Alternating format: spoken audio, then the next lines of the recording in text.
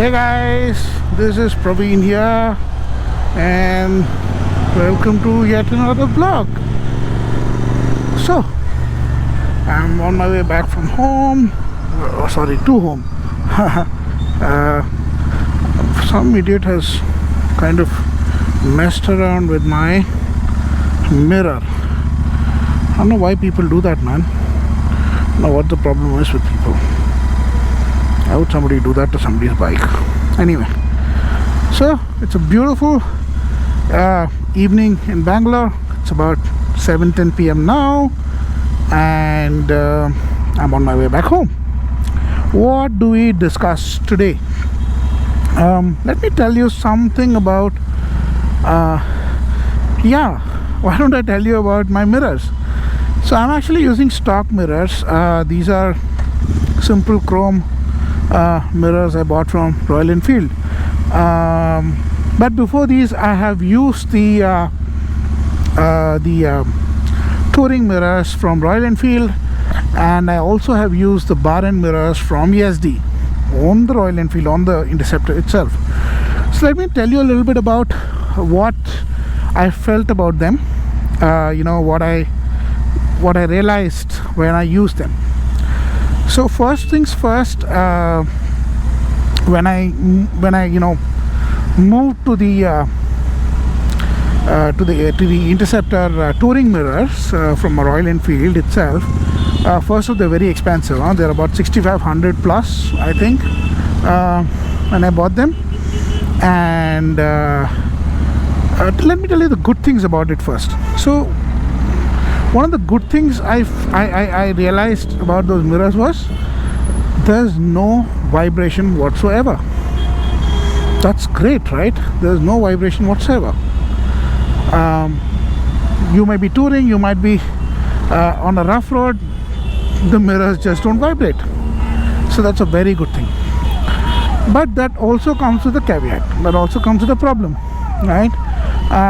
The problem with those mirrors is a field of vision. When I say field of vision, I'm talking about how much am I able to see in the back, while I look through the mirror, how much I'm able to see. So that is a major problem because it's got a very narrow field of vision. Now if you actually look, I don't know if you can see the mirror, you can see a certain amount of the background. I can see some of my left, some of my right, and I think it's giving me a decent view on both ends, and it's, I'm able to judge my riding. But with Royal Enfield touring mirrors, the problem I felt was the field of vision was very narrow. So the judgment was a little difficult. That to come. You see, I came from a standard, right? So I'm used to those typical standard old school mirrors, and they used to be amazing. I mean, very similar to what I see here, a little more wider than these, field of vision than these. But that was a problem which I faced with the touring mirrors. That's when I decided, boss, ये touring mirror हमसे हो नहीं पाएगा. ये field of vision important है because that to city के ride करने के लिए भी, and थोड़ा बहुत अगर आप if you're doing any kind of touring, right, थोड़ा सा field of vision की ज़रूरत है यार, because ये Indian roads है. यहाँ पर we can't really trust what's going to happen in the back nor in the front. So that's what I did. So I gave them back, gave them away. Actually, a friend of mine bought them. He was very happy with them. I mean, I think it's just perspective, right? It's also choice, right?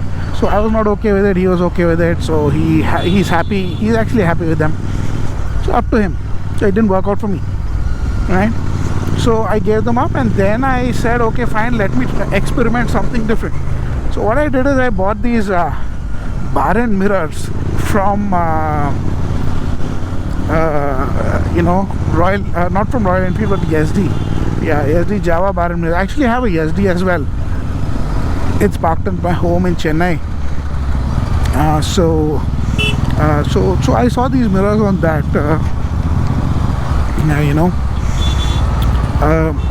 So I had them from the SD because I mean my dad rides the SD at home, the 42. So Java 42, not the SD, Java 42. So what I had to do was I had to move them to stock mirrors. I had to take off those bar ends. So I thought, okay, fine, let me use those bar ends in this bike. Let me try them on the Royal Enfield. So I bought those mirrors from there, and then they're not a straight fit, by the way, because they have this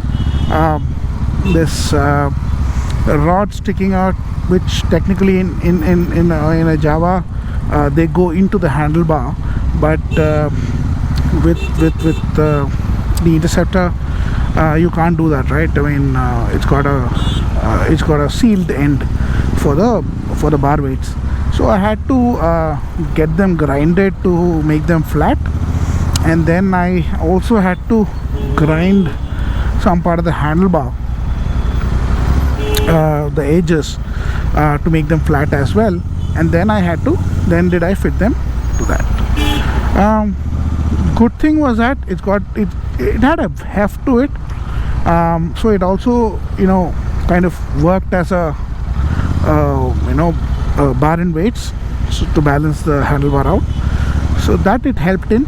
But at the same time, the field of vision was definitely better than what I found in the touring mirrors, and surprisingly they were very well built, and minimal vibration. I won't say no vibrations, but minimal vibrations.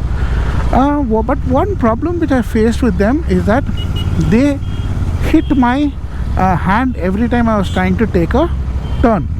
So let's say here, let's say I'm going to turn, let's say to the left now, and say I had to turn all the way in. Now what happens when I do this kind of a turn, is that the mirror was here, so it hits the hand. That was a problem, a major problem actually. It was a headache, if I have to be honest with you. So then I decided, okay, this is not working out, let me move back to stock. And that's how I moved back to stock. But because of my chrome scene, where I've modified my bike to